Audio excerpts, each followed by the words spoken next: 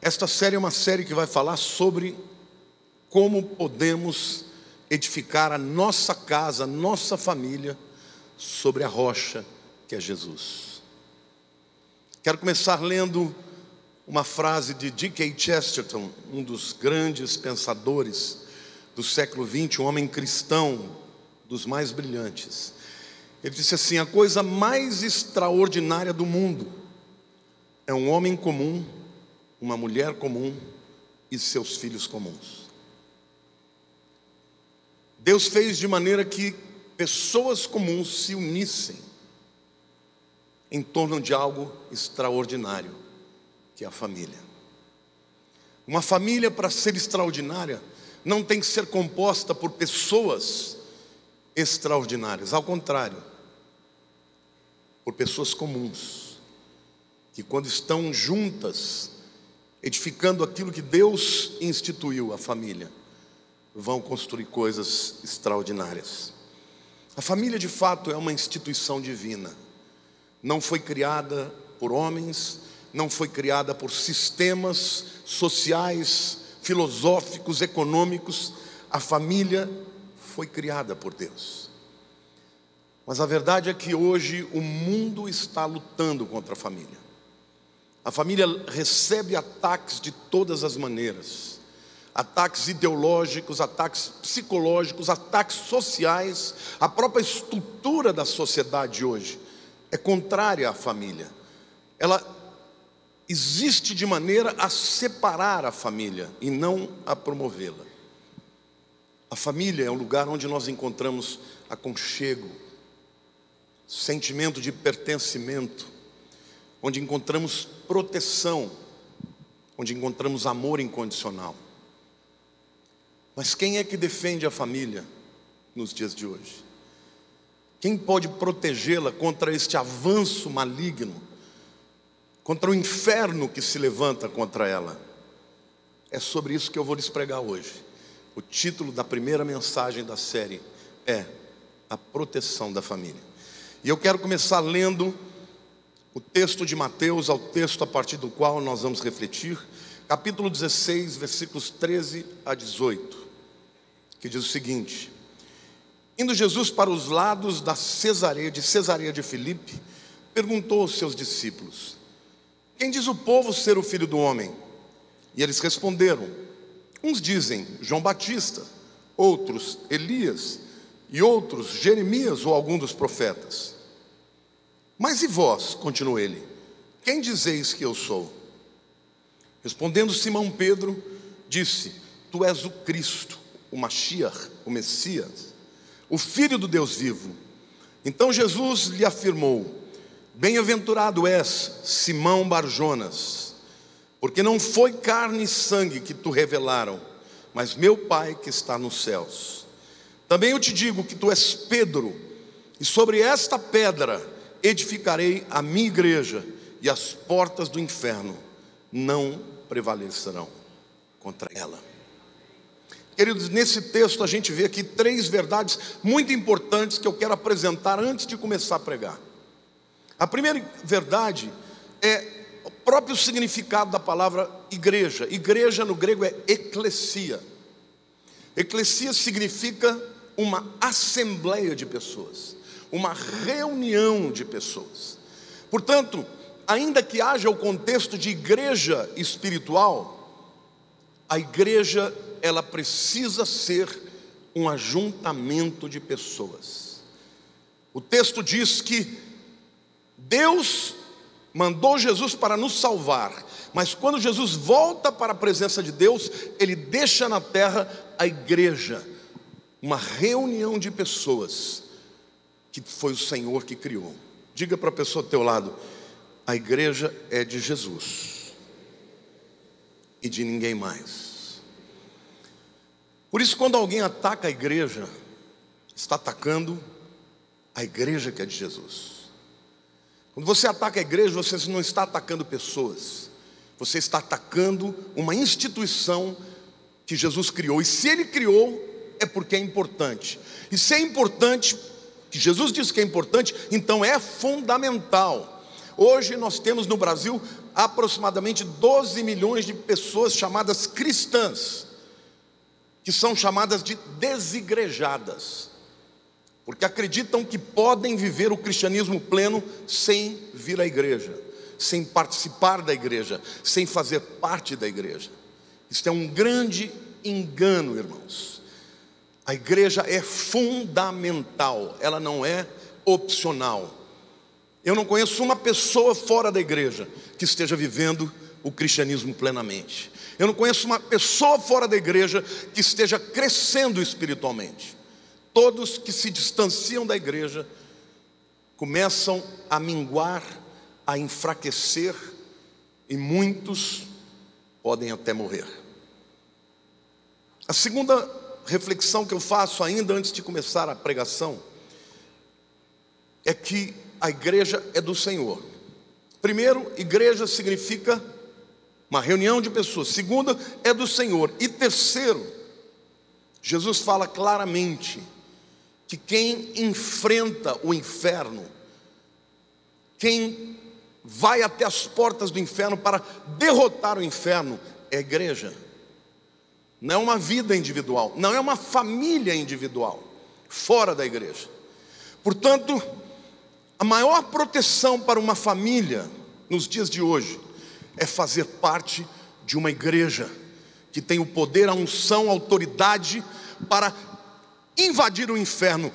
Hoje o que nós estamos vivendo é o contrário, é o inferno invadindo as famílias.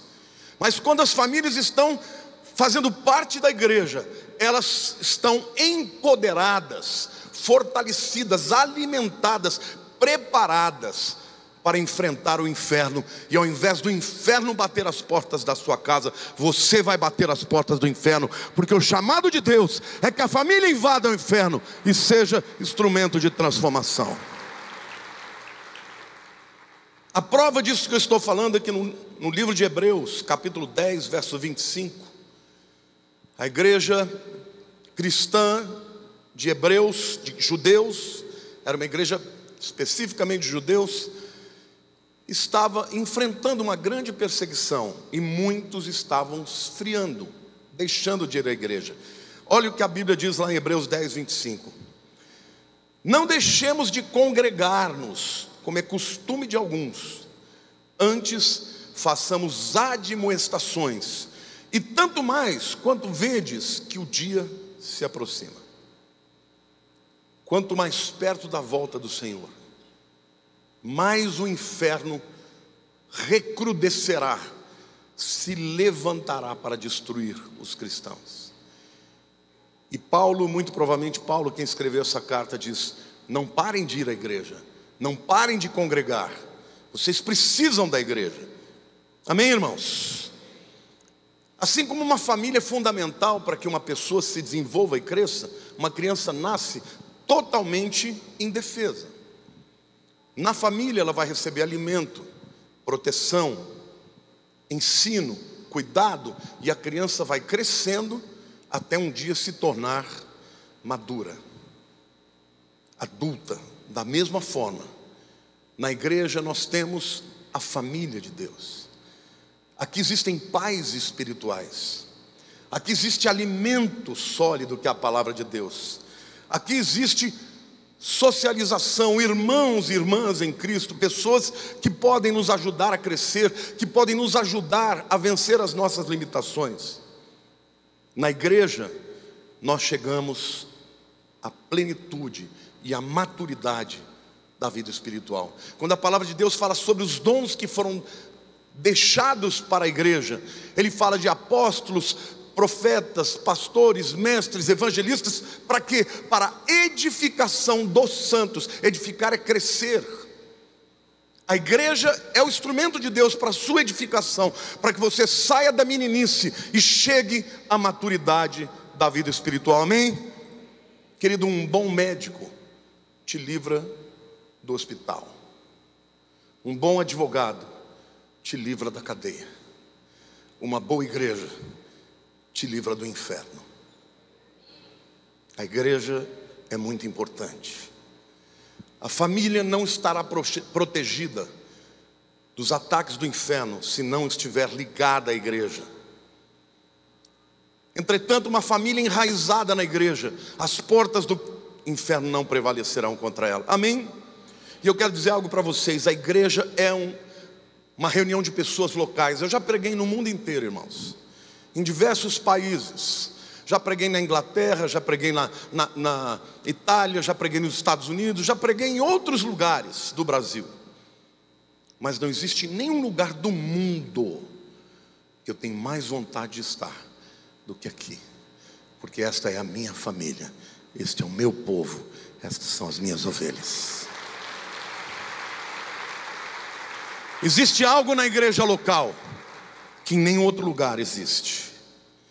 A igreja é o edifício construído por Deus, fundamentada na rocha que é Jesus. A igreja é o templo de Deus, lugar onde adoramos e invocamos a Deus. A igreja é o corpo de Cristo. Ele é o cabeça e nós somos os membros. A igreja é a noiva de Cristo, aquela com quem Ele vai passar a eternidade, numa relação íntima, como um homem e uma mulher podem ter. Olhe para a pessoa do teu lado e diga assim: a igreja é muito importante para você. Não desvalorize a igreja. Não pense que você pode ficar de pijama e trocar a comunhão com os santos com uma igreja que você fica assistindo sempre pela internet. Claro que existem pessoas que estão impossibilitadas de vir, então glória a Deus pela internet. Mas ouvir a palavra simplesmente não é tudo. Aqui existe uma unção, aqui existe um poder sobrenatural para quebrar as cadeias do inferno, para abençoar a tua vida, para alegrar a sua alma. Amém, igreja? A igreja é de Jesus.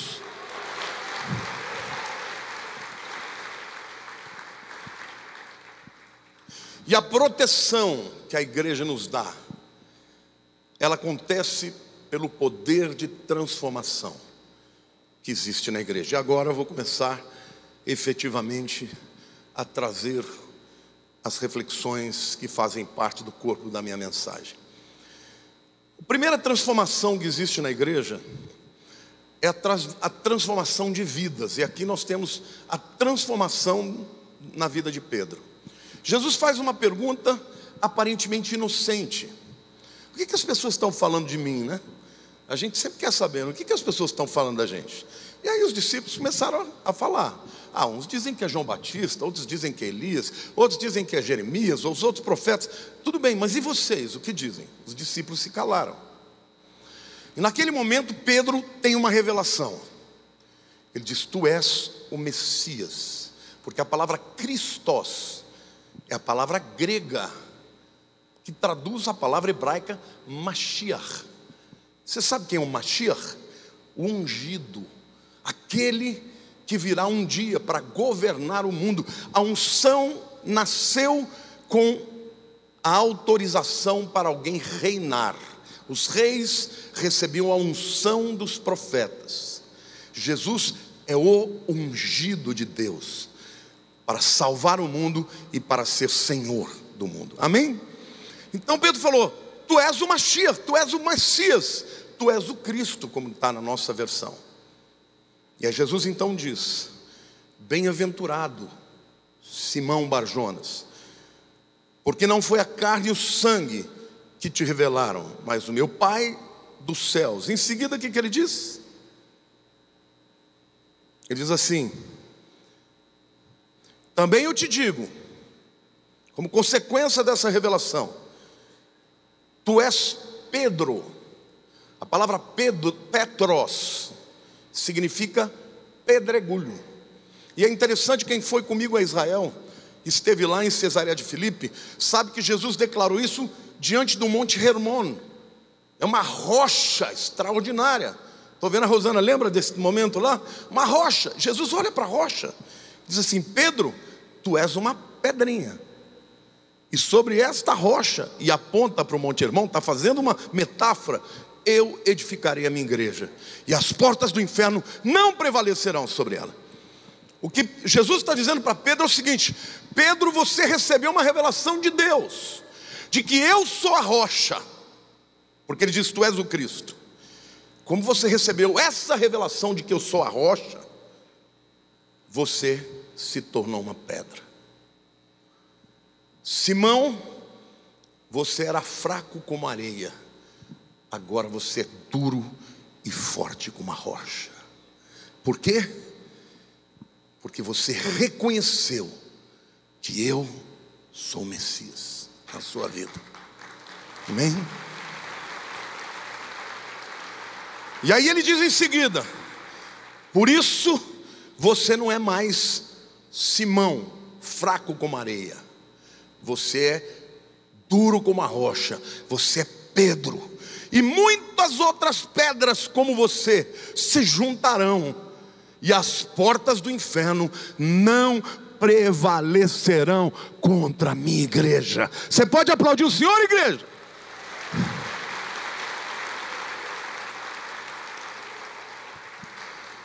O lugar onde as pessoas são transformadas de pessoas fracas, de presas fáceis para o inimigo, em pessoas firmes, incólumes, impenetráveis, imbatíveis, é na igreja do Senhor. Aqui é um poder de transformação. É na igreja do Senhor que estas coisas acontecem. Não é na sua casa, não é na escola, é na igreja.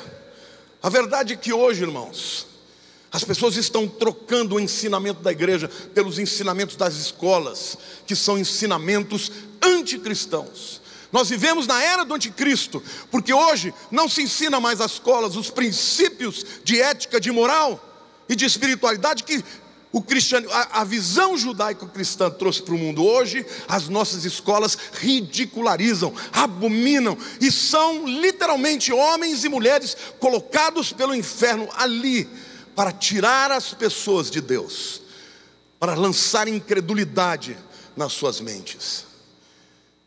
Quem protege a nossa família desses ensinamentos errados é a igreja, porque na igreja as pessoas são transformadas, e são transformadas e fortalecidas de tal maneira que, ao invés de serem aculturadas pelo mundo, elas se tornam luz do mundo, luz nas trevas, sal da terra, para aqueles que vivem uma vida insípida, sem sabor.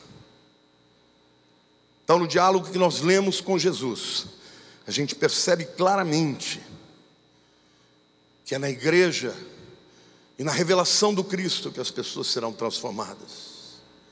Por isso, irmãos, a igreja não é um clube social. A igreja é o corpo de Cristo, onde Ele é o cabeça e nós somos os membros. Na igreja aprendemos sobre o perdão para o passado. Na igreja aprendemos sobre o poder para o presente. Na igreja nós aprendemos sobre as promessas para o futuro. É na igreja que somos transformados e fortalecidos. Amém? É na igreja que o homem que andava em mentira deixa de andar em mentira. É na igreja que o homem que bebia se torna livre dos seus pecados e das suas cadeias. É na igreja que o homem que traía se torna fiel. Amém, irmãos? É na igreja que Deus nos transforma para sermos a imagem de Cristo no dia que Ele vier buscar o seu povo. Amém? Aplauda o Senhor, diga eu creio.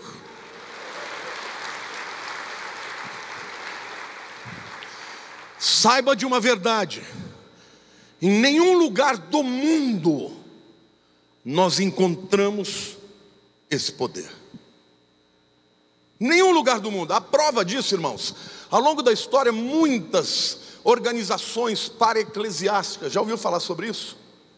Para é ao lado, né? Eclesiásticas ao lado da igreja. São organizações paralelas, que até têm ótimas intenções. A gente conhece, podemos falar por exemplo, da ADONEP, Associação dos Homens de Negócio do Evangelho Pleno, muitas outras. ONGs, associações que se levantam para ajudar a igreja. Morre a pessoa que teve a visão, como Demo Chacário, aquilo vai minguando até acabar. Deus não prometeu que as para-eclesiásticas seriam eternas. Ele disse que as portas do inferno não prevaleceriam contra a igreja. com todo o levante do inferno contra a igreja. Faz 2000 anos que a igreja resiste. Sabe por quê, meu irmão? Porque a igreja é de Jesus. Nem as pode aplaudir, pode liberar essa louvor a Deus.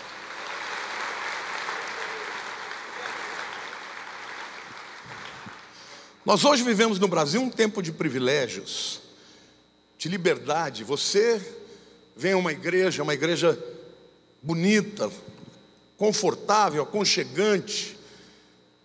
Você pode trazer as suas crianças, você senta aí confortavelmente, no calor tem ar-condicionado, temos um belo telão. Mas, queridos, tem igrejas ao redor do mundo que se reúnem em cavernas, como na China, por exemplo, que as pessoas não têm liberdade de adorar.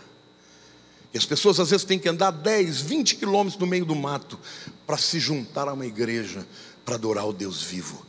Não importa. Onde houver duas pessoas unidas no meu nome, ali começa a igreja do Senhor. E as portas do inferno não prevalecerão contra ela. Amém? A igreja é um lugar de grande transformação. Lá em Gênesis capítulo 2, versículo 18,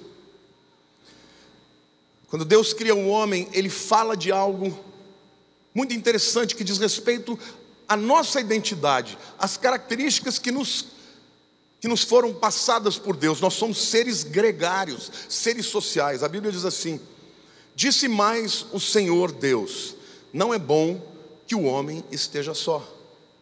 Far-lhe-ei uma auxiliadora que lhe seja idônea. Adão tinha sido criado, ele tinha tudo, mas lhe faltava alguma coisa. Faltava o quê? A mulher. Esta palavra auxiliadora, no original, significa o meu outro eu, aquilo que completa o meu eu, a outra parte que vai me tornar pleno. É isso que a mulher fez com o homem. Eu sem a Lilian, eu não valho nem 1/10 do que eu valho junto com ela. Eu e ela juntos somos muito mais fortes do que eu sozinho. Amém ou não? Quem pode dizer isso da sua esposa? Mas nem todo mundo casa, né? Nem todo mundo tem esse privilégio. Então, Deus criou a igreja para ser aquele grupo de pessoas que nos completa. O meu outro eu vou encontrar nos meus irmãos. Quando eu convivo com pessoas, eu sou abençoado, eu sou fortalecido. Junto com vocês, nós somos mais fortes. Olhe para a pessoa do teu lado e diga assim: juntos somos mais fortes. Na igreja, encontramos os nossos auxiliadores. O meu outro eu, em quem eu me completo. A família terrena é um lugar de auxílio, de cumplicidade, de multiplicação. A igreja é a família espiritual de Deus, onde nós temos auxílio, onde nós nos completamos, onde há multiplicação. Amém, igreja? A igreja, portanto, é um instrumento fundamental para que a sua família consiga vencer todos os desafios. Amém?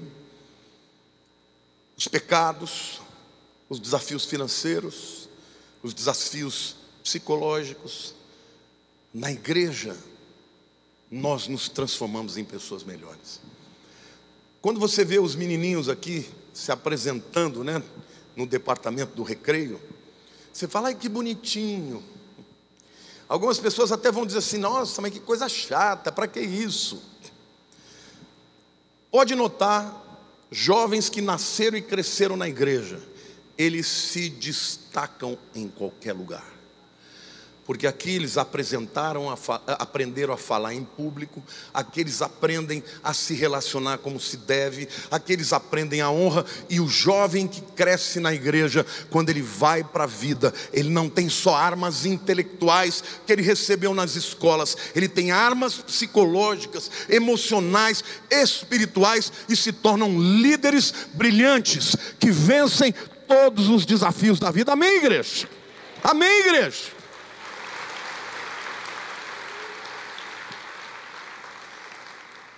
Eu só tive uma filha. Eu amo criança, queria ter tido 10, mas Deus me deu só uma, porque Deus falou, vou te dar muitos outros filhos. Mas eu tive a oportunidade de investir o melhor na vida da minha filha. Ela estudou em boas escolas, teve aquilo que o mundo pode dar, mas o maior ensinamento que ela teve começou em casa e até a igreja. Ela foi protegida de todas essas mentiras que apontam para o caminho da felicidade, porque os amigos dela estavam aqui dentro. Ela não teve que usar drogas para ser aceita para os amigos. Por quê? Porque os seus amigos estavam na igreja e não usavam drogas. Aqui ela encontrou o seu marido. E hoje ela está aqui, com o privilégio de estar à frente de outros jovens e de outras crianças que estão vindo para fazer a obra de Deus. Queridos, pague o preço, faça força. É longe, mas venha. Dá trabalho, às vezes vir ao sábado trazer um filme. É meu único dia de folga. Traga o seu filho, insira o seu filho num contexto da igreja, onde ele vai ouvir a palavra de Deus, onde ele vai partilhar da amizade com pessoas que creem como ele. E você saberá que quando chegar a hora, ele vai se unir às pessoas certas, ele vai construir uma família de bem. Por quê? Porque a igreja protege a família e as portas do inferno não prevalecerão contra ela.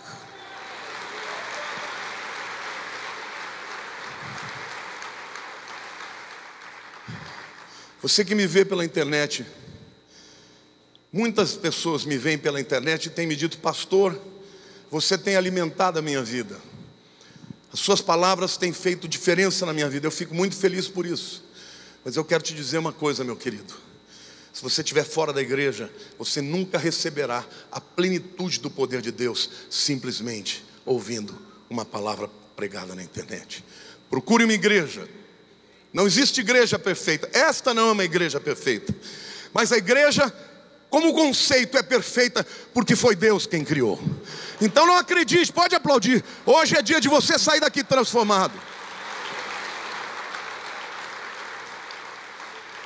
Então questione quando pastores e líderes espirituais começam a se levantar pregando outra coisa que não seja o evangelho, trazendo dúvidas e questionamentos naquilo que é da palavra de Deus e que milenarmente a igreja viveu e creu e por isso prosperou.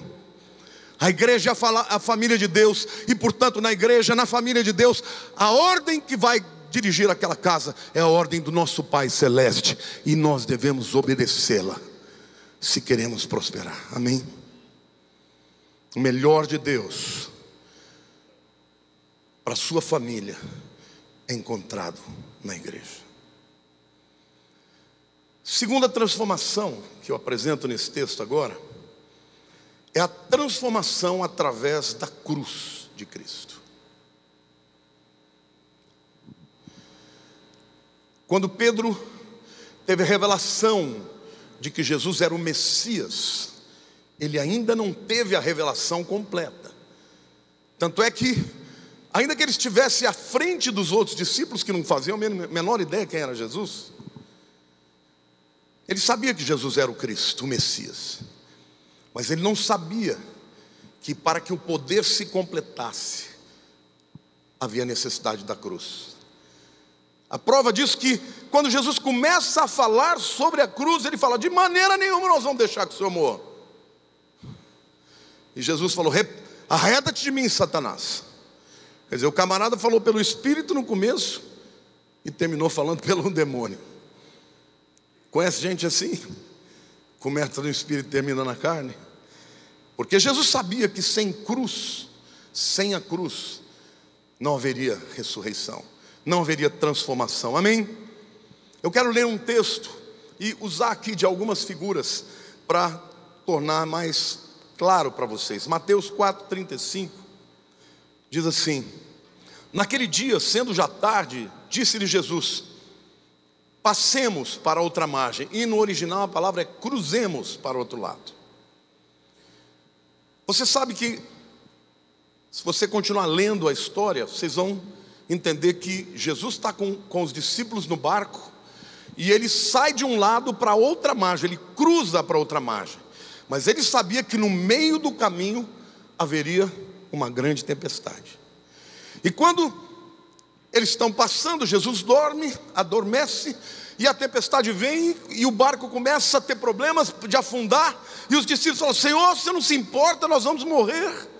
E Jesus então acorda, repreende os discípulos pela incredulidade e acalma o mar.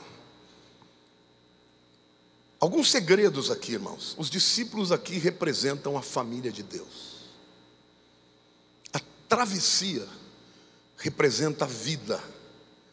Nós temos que atravessar muitas tempestades. E o segredo de chegarmos ao outro lado é a presença de Jesus no barco e a cruz, porque eles atravessaram. No inglês é mais parecido com o original, crossover. Crossover é cruzaram. Essa palavra cruzar vem do quê? De cruz.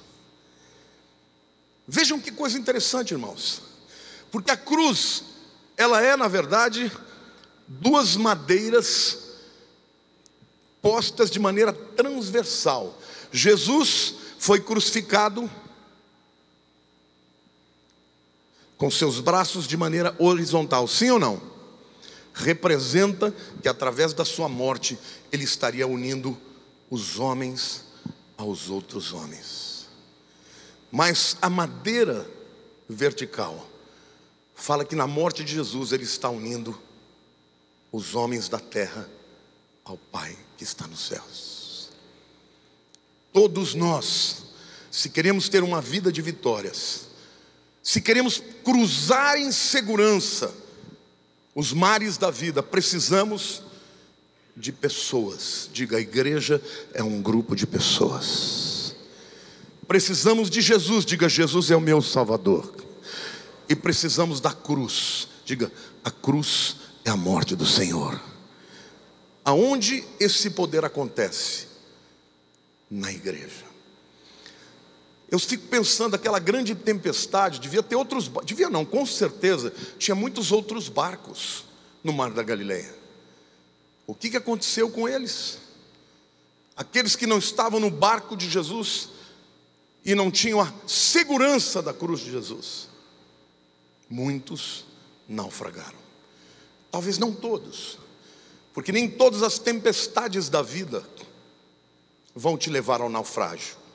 Mas eu quero te dizer, meu querido, se Cristo não estiver no teu barco, e se você não estiver protegido por um barco onde há pessoas que têm a mesma fé, é muito provável que você nunca consiga atravessar para o outro lado e ter uma vida de vitória. Por isso é na igreja, diga, é na igreja que nós aprendemos essas verdades. Diga assim, a importância dos irmãos, a importância da presença do Messias, e diga, a cruz como uma experiência pessoal. Não adianta nada se você estiver aqui com os irmãos e não experimentar a cruz na tua própria vida. Agora é muito difícil, não é impossível, que alguém fora da igreja experimente a cruz. Há muitos que se convertem fora da igreja, mas aqueles que são dirigidos pelo Espírito acabam procurando uma igreja, o lugar onde terão comunhão e onde o poder de Deus se manifesta. Amém? Vocês estão entendendo por que o diabo tem tanto interesse que a igreja seja envergonhada? Engraçado, né? Gente boa e gente ruim tem em qualquer lugar, sim ou não? Você já viu alguém ser pego em algum, por exemplo, vou citar aqui algo muito comum, algum problema de corrupção lá no Congresso, ter dito assim, fulano de tal espírita, ou fulano de tal católico. O que eles falam? Fulano de tal evangélico. Por quê? Até o diabo sabe que o papel da igreja é andar direito. E se ele usa desse artifício para envergonhar a igreja, é porque Ele não está nem um pouco preocupado que você esteja lá fora. Ele está preocupado que você esteja aqui dentro. Porque uma andorinha sozinha não faz verão. Quando estamos unidos, diga, quando estamos unidos, somos mais poderosos. Eu quero declarar na tua vida que vai ter muita gente que vai ser transformada de Simão para Pedro, de fraco para forte. Amém? E as portas do inferno não prevalecerão contra a sua família, porque a sua família estará protegida pela igreja do Senhor.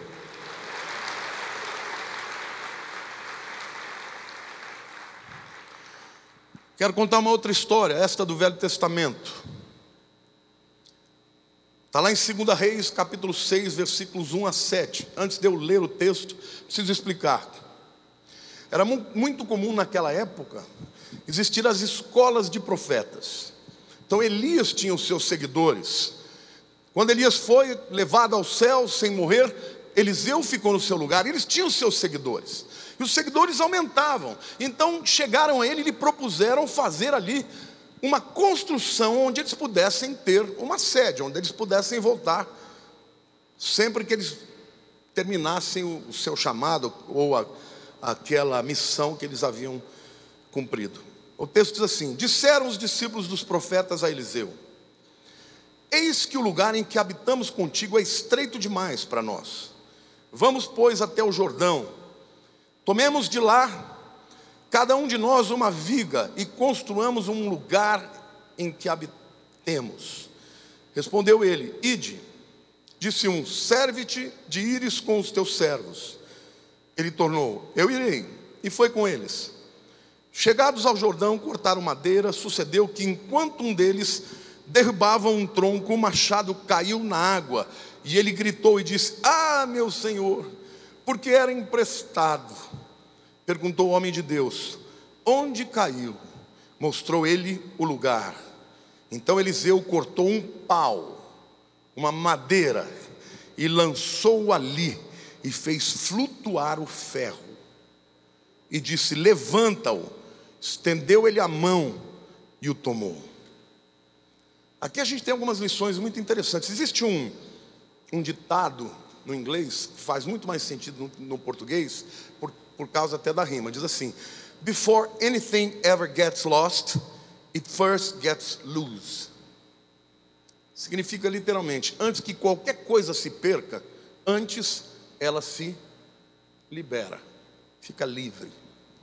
Foi o que aconteceu. O camarada estava cortando a madeira, escapou da mão dele e caiu no lago. E diga assim: ferro afunda. Foi até o fundo do Rio Jordão. Então, antes de se perder, ele se escapou da mão.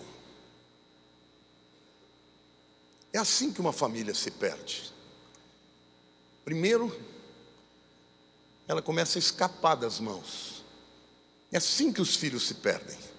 Eles começam gradativamente a ir para longe dos seus ensinamentos. A hora que você menos percebeu, ele se afundou. E queridos, a nossa natureza é como a do ferro. A gente pode afundar. E quando o camarada falou para Eliseu, ele falou: Eliseu, pelo amor de Deus, era emprestado. A primeira coisa que Eliseu falou é: aonde foi que ele caiu? Diga assim: localidade. Ele disse: ali. Eliseu pegou uma madeira e jogou a madeira na água. Diga: madeira. Aí o milagre aconteceu. E o ferro flutuou. É milagre, irmãos, porque ferro não flutua, a menos que seja um barco, né? Aonde que eu quero chegar aqui para vocês? Na nossa vida, muitos perdem os filhos, porque eles começam a se afastar da igreja. E a mentalidade do mundo começa a entrar nas suas mentes. E os pais não estão percebendo. Depois que ele se libertou daqueles ensinamentos que ele recebeu e aderiu aos outros, o caminho é afundar. Mas como é que o milagre acontece? Diga: como é que o milagre acontece? Diga assim: em primeiro lugar, localidade. Eliseu tinha que saber onde estava o milagre, onde é que estava o machado. Não tinha que ser um lugar muito longo. No lugar onde o machado afundou, ele jogou uma madeira. Eu quero te dizer que o machado representa a nossa família, os nossos filhos, nossa mulher, nosso marido. Quando alguém começa a se afastar de Deus. Então, olhando para aquela história, diga assim: antes de algo se perder, primeiro se libera, se solta. Get loose, no inglês, é uma expressão que quer dizer: se solte, fique tranquilo, se libere. Segunda coisa, o milagre só acontece numa localidade. Ele falou: onde é que foi que caiu? Ali. Aí ele jogou a cruz ali. O milagre só acontece onde você pode colocar a madeira. A madeira representa a cruz. Onde a madeira é colocada, aquele que foi destinado a afundar vai flutuar. Você está entendendo, irmãos? Esse é o lugar onde você e a sua família nunca vão afundar, porque o poder da cruz sempre vai estar sobre a sua vida e vai reverter essa situação. Aplauda mais, essa é uma bênção muito grande.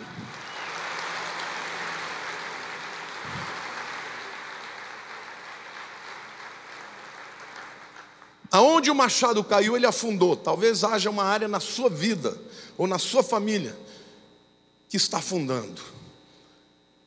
Mas há um lugar para você trazer a sua família para receber o poder da cruz. E esse lugar é a igreja. Aqui você vai ouvir uma palavra de fé e não de incredulidade. Aqui os seus filhos vão aprender a enfrentar todos os ataques do inimigo, principalmente quando chegam na universidade. Por quê? Porque a sua natureza está sendo revertida. E as tendências humanas que o jogam para baixo com o pecado vão ser sobrepujadas pelo poder do Espírito de Deus e da cruz. E você vai flutuar. Olhe para a pessoa do teu lado e diga: você pode flutuar em Jesus, meu irmão. Portanto, famílias que se afastam da igreja, acreditando que podem se afastar da igreja e não se afastarem de Deus, estão enganadas. Porque se Deus, queridos, tivesse criado um homem para viver fora da igreja, Ele não teria criado a igreja. Jesus disse: Pedro, você entendeu que eu sou Messias, né? Vou te dar uma outra revelação. Outros como você crerão.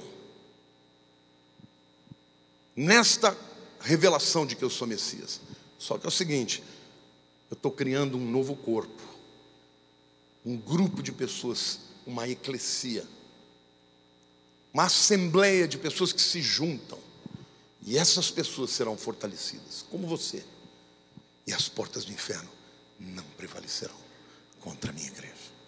Diga para a pessoa do teu lado: a igreja do Senhor. Sabe, gente, a natureza do ferro é afundar. Joga o ferro na água, vai afundar 100% das vezes. A natureza humana é afundar. Uma pessoa sem Deus, sem a comunhão, ela afunda. Eu nunca vi uma pessoa ficar mais santa quando ela sai da igreja. Ela vai ficar menos santa. Ela vai cada vez crer menos. Vai ter menos alegria. Vai estar menos cheia do Espírito Santo. Por quê? Porque antes de se perder, você se libera.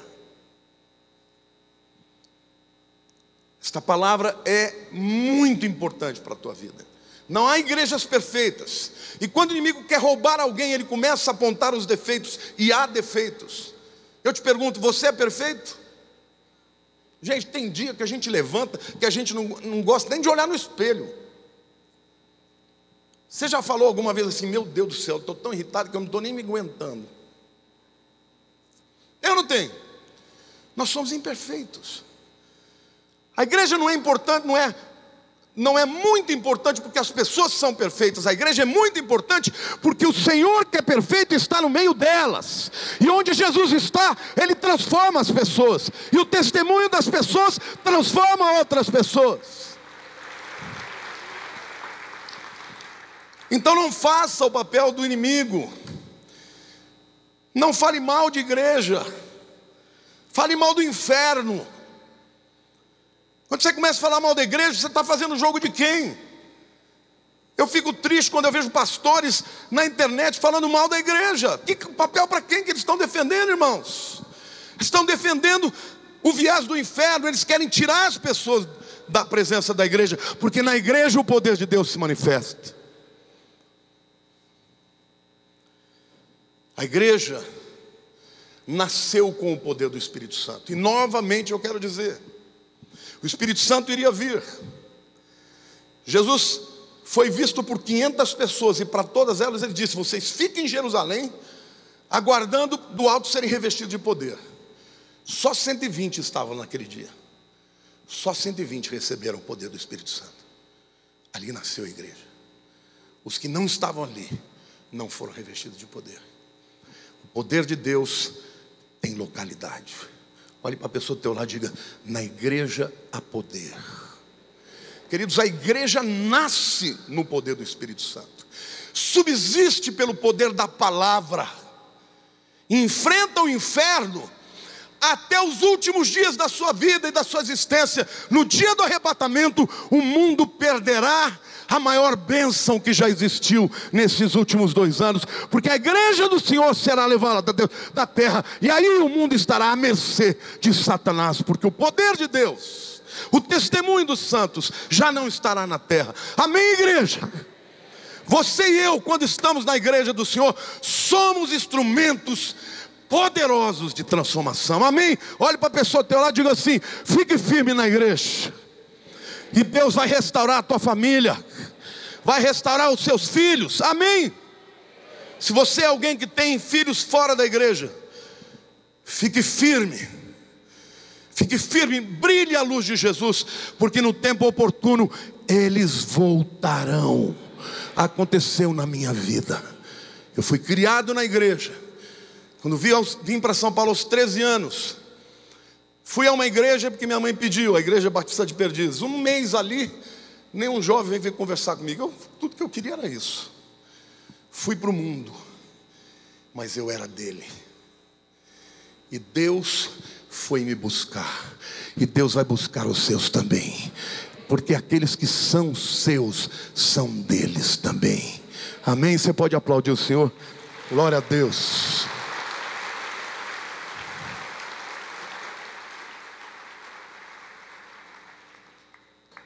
A igreja tem, portanto, poder para te levantar, para tirar a sua família do fundo do rio. A cruz de Jesus quer te levantar, te tirar do profundo do rio. Eu quero ler um texto em Joel capítulo 3, versos 12 a 14, e eu preciso fazer uma explicação aqui. Há na Bíblia vários momentos de julgamento e de juízo. Não tem só o juízo final. Na Bíblia, por exemplo, você tem um vale chamado Vale de Decisão, que é lá chamado também de Vale de Jehoshafat. Jeho é o Yahvé, e Shafat é julgará. É lá em Jerusalém, no Vale de Cedron, ao lado do Monte Moriá. A Bíblia diz que as nações da terra serão julgadas lá. Eu fico imaginando Jesus ali, as nações da terra sendo julgadas no final dos 7 anos. Ao bimá de Cristo, o trono de Cristo, que é só para os salvos, aqueles que aceitaram Jesus. Olha para o teu irmão, diga: é lá que você vai. E ao juízo final, que é aquele que vai acontecer no final de todas as coisas. Mas uma coisa você pode ter certeza: o que vai determinar o resultado desse julgamento é a sua decisão. E eu quero ler o texto aqui de Joel capítulo 3, 12 a 14, que fala desse vale da decisão, porque ele enseja aquilo que eu quero apresentar.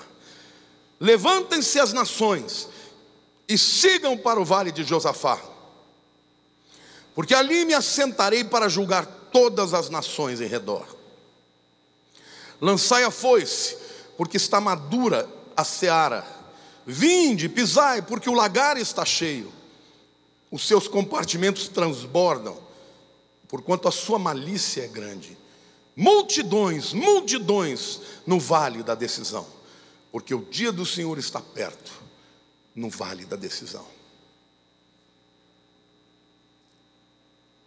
Deus julgará a todos por suas decisões. No trono de Cristo não vai ser juízo para inferno e céu, porque quem chegou lá nesse trono já foi salvo, porque creu em Jesus. O que será julgado ali são as suas decisões para galardão. Nesse momento, Joel, capítulo 2, começa a apresentar o juízo das nações no final dos 7 anos da tribulação. E elas serão julgadas pelas decisões que tomaram enquanto a Israel. Vocês sabiam? Não sei nem se você sabia. A Bíblia diz que as pessoas vão ser julgadas por terem dividido a terra de Israel. Vocês sabiam disso? Que aqueles que dividiram, que roubaram a terra de Israel, vão ser julgados, queridos, foi Deus que deu. Então, quando um Bolsonaro diz que vai mudar a embaixada de Tel Aviv para Jerusalém, não pense que isso é coisa pequena, não. Isso é porque ele já foi ensinado que quem faz isso tem a bênção de Deus. Tem a bênção de Deus.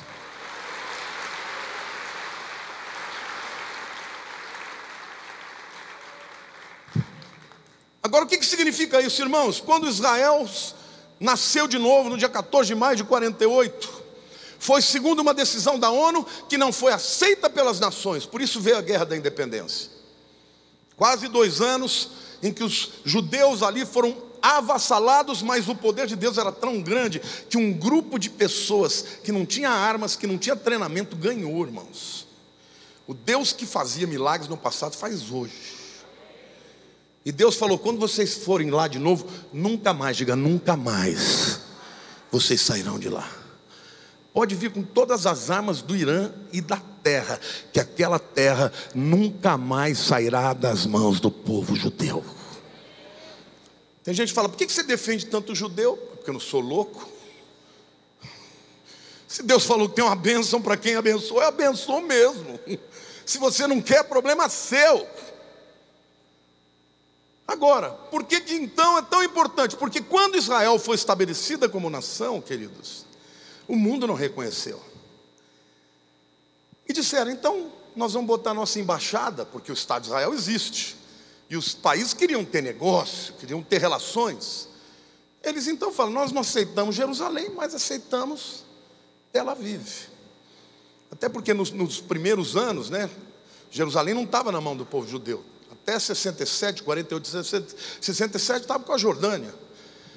Mas a partir da Guerra dos 6 Dias, voltou para o mão de Israel. Por que eles não mudaram então as embaixadas de Tel Aviv? Porque eles não reconhecem. Mas os Estados Unidos reconheceram. E o Brasil vai reconhecer. Ai dele se ele não se cumprir. Se ele não cumprir essa palavra. Porque eu vi ele fazendo um discurso meio esquisito. Eu admiro muito os árabes, admiro muito os judeus. Ai dele se ele não cumpriu o que ele prometeu nesse quesito. Deus julgará pelas decisões. Quando você decide, meu irmão, que não é importante vir à igreja, que não é importante pagar o preço para levar os seus filhos à igreja, para eles terem amigos na igreja, você está fazendo uma entrega dos seus filhos para os ataques do mundo. Depois não reclame se eles abandonarem a fé. E um dia você vai dar conta deles para Deus. Estão entendendo ou não? Quem está entendendo, diga amém. A igreja é alvo hoje dos ataques do mundo, do inferno, e até mesmo dos ataques de líderes espirituais que já caminharam para a apostasia. Se não cruzaram a linha, estão muito perto de cruzar. Então cuidado quando você fica ouvindo a eles, porque a palavra que eles pregam é de acordo com aquilo que é conveniente a você. Eu prefiro ouvir a Deus e dizer sim a Deus, porque aquilo que Deus fala, Ele garante. E aqueles que estão debaixo da sua bênção, estão debaixo da sua proteção. Amém? Se o Senhor não edificar a casa, em vão trabalham os que edificam. Se o Senhor não guardar a cidade, em vão trabalham, vigiam os sentinelas. Amém? A igreja é o lugar onde a sua família vai ser protegida. Quantos aqui querem fazer um voto público diante de Deus? Fique de pé. Este voto, irmãos, é de lutar para ficar na igreja, para manter os seus filhos na igreja, para manter os seus netos na igreja. A igreja não é perfeita. Talvez você na igreja, você seja ferido algumas vezes. Talvez você fique decepcionado com pastores, com pessoas. Mas a igreja é do Senhor. E o voto que você vai fazer para Ele, dizer: Senhor, eu faço parte dessa igreja e tenho honra, me sinto honrado e privilegiado por ela. Levante a mão do céu, ore comigo, diga: Senhor meu Deus, eu quero te agradecer, porque eu entendi que Tu és o Messias, e por causa disso eu sou transformado de fraco em forte. O Senhor me deu um novo nome, como o de Pedro, que significa pedra. Eu quero ser firme como a pedra, resistir, ó Deus, e experimentar o poder de transformação da cruz do Calvário, permanecendo na igreja, trazendo a minha família para a igreja, porque é o lugar de proteção que o Senhor tem para a minha vida. Perdoa-me, Senhor, quando eu critico a Tua igreja. Ela é a Tua noiva. Assim como nós não gostaríamos que alguém falasse mal da nossa noiva, assim também o Senhor. Por isso hoje, em nome de Jesus, eu Te agradeço por esta palavra, e faço um voto de, enquanto eu estiver vivo, eu nunca deixar de fazer parte da Tua igreja. Haja o que houver, eu estarei firme na Tua palavra e na Tua igreja, porque eu creio que na Tua igreja a minha família está protegida. Guarda os meus filhos, guarda, Senhor, o meu cônjuge, guarda a minha vida, guarda o meu coração. Eu Te louvo e Te agradeço, Senhor, pela Tua igreja, em nome de Jesus. Amém. Glória a Deus, igreja. Glória a Deus.